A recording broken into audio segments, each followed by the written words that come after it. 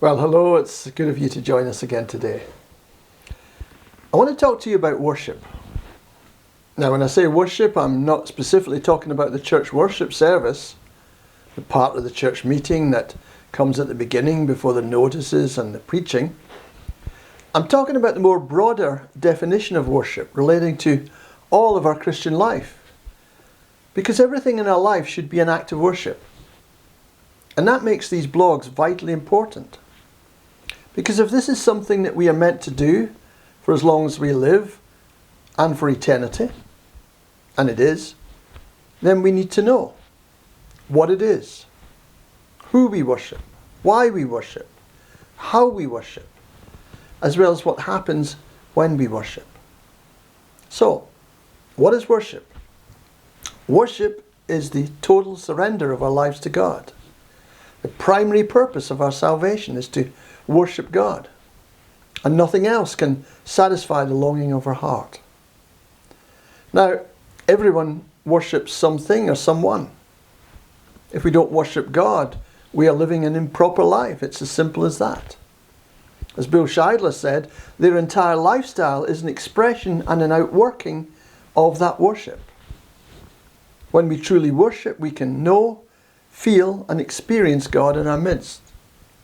To quote Wayne Grudem, it is an act of glorifying God. All aspects of our lives are supposed to glorify God.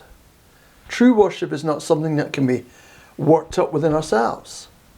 It is the outpouring of our hearts in response to a realization of who God is. Worship is a way of thinking and living for God's honour and glory.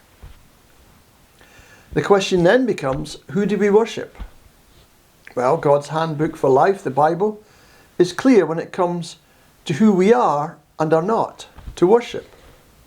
The 10 Commandments found in Exodus 20 and Deuteronomy 5, they're commandments, not suggestions, as to how we are to live. Commandment number 2 says, you shall have no other gods before me.